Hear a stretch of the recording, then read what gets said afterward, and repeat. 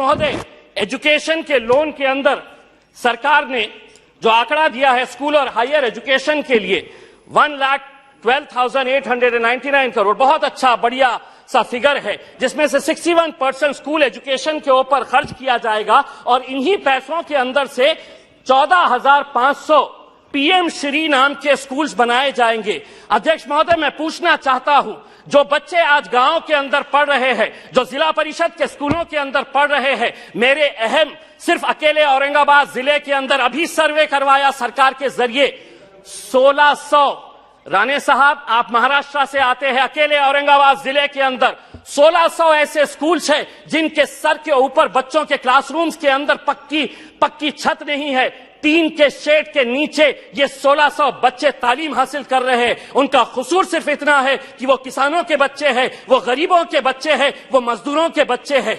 आप बनाइए नए स्कूल्स, लेकिन आपके पास 1 साल बचा हुआ है, यह अहद करिएगा, प्रधानमंत्री जी को कहिएगा कि पीएम श्री नहीं, उन पूरे स्कूल को हम पीएम महाश्री नाम देंगे। अगर 1 साल के अंदर ये 1600 औरंगाबाद जिले के स्कूल्स को अगर आप बदलते हैं तो हम भी कहेंगे। अगर 1 साल के बाद अगर ये कर पाते हैं तो इम्तियाज जलील यहां पर खड़े रहकर कहेगा, वाह मोदी जी वाह।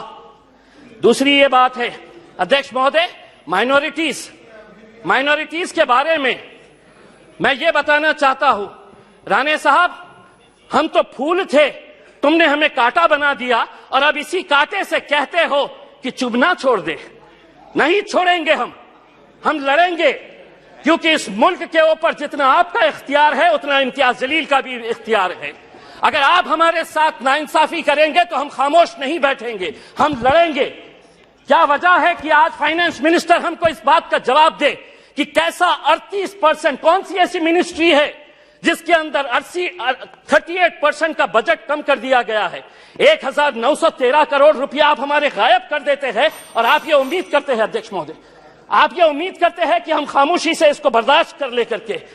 मैं आपको बताता हूं कि नीति आयोग की पॉलिसी डॉक्यूमेंट है, the action agenda, the strategy document ने क्या कहा है, Muslims and other religious minorities in India have been lagging in several development indicators including educational attainment, gender equality and workforce participation। इसके बावजूद भी आप 38% हमारा बजट कम कर देते हैं। 2022-23 के अंदर आपका टोटल बजट जो था उसके अंदर माइनॉरिटीज के हिस्से में कितना आया, तो 0.12%। इस बार जो बजट आपने दिए हैं वो कितना हुआ है, बी अगर देखा जाए तो 0.07%। अध्यक्ष महोदय 2 मिनट। तो ये टोटल एलोकेशन अध्यक्ष महोदय, ये कितनी गंभीर बात है कि देश आगे बढ़ेगा, लेकिन माइनॉरिटीज के लिए जो बजट दिया गया है 2012 और 13 के अंदर जो बजट था वो बजट इस बार दिया गया, यानी कि देश आगे बढ़ेगा और माइनॉरिटीज पीछे रह गए। ये कब तक चलेगा?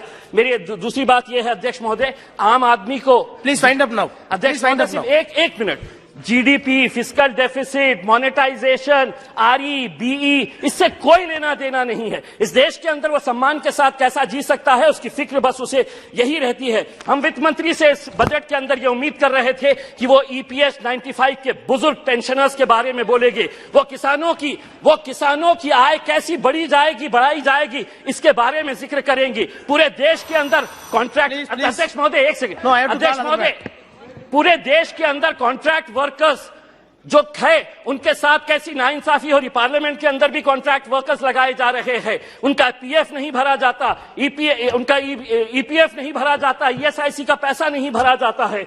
मैं अध्यक्ष महोदय ये उम्मीद कर रहा था कि जाने से पहले इस देश को तंबाकू और शराब मुक्त करके जाएंगे।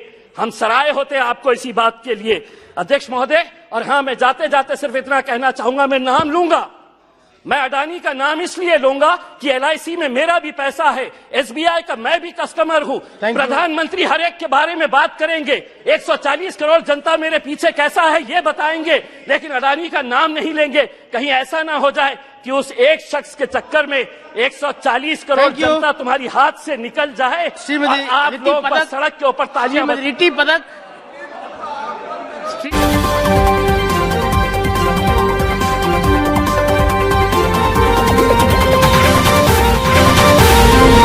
नमस्कार, मैं मोइन खान, बाबा मीडिया प्रोडक्शन हाउस से। जैसे कि आपने नाम सुना ही होगा, बाबा मीडिया प्रोडक्शन हाउस। बाबा मीडिया प्रोडक्शन हाउस ने एक माइक बनाया है, जिस माइक का नाम है वॉइस किंग। इस वक्त मैं उसी माइक से बात कर रहा हूँ।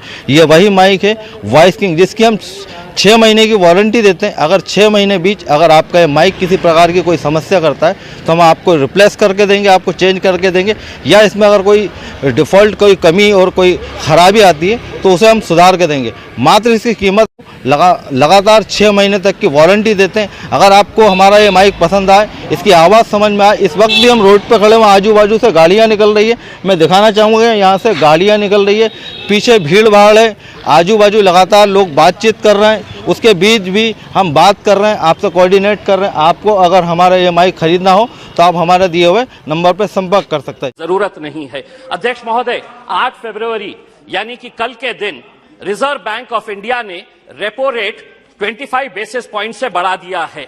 पिछले 4 मई 2022 को 4.40 हमारा रेपो रेट था। 8 महीने के अंदर 6 मर्तबा रेपो रेट बढ़ाया गया है और अब ये रेपो रेट हो गया है 6.50। अब हो सकता है इनमें से कोई खड़े रहेगा और कहेगा कि आरबीआई है, इसका हमारे से क्या लेना देना, बजट से क्या लेना देना। तो सुनिए गौर से, आरबीआई जब रेपो रेट बढ़ाता है तो किसी ने 20 साल के लिए होम लोन लिया है, यानी कि 240 महीने के लिए लोन लिया है और रेपो रेट 2.25% से बढ़ गया है, तो 120 से 160 महीने का एडिशनल ईएमआई उसको भरना पड़ता है। किसी ने 25 साल के लिए यानी कि 300 महीने के लिए लोन लिया है और अगर 2.25% से रेपो रेट बढ़ गया है तो उसे 199 महीने एडिशनल ईएमआई देना पड़ता है।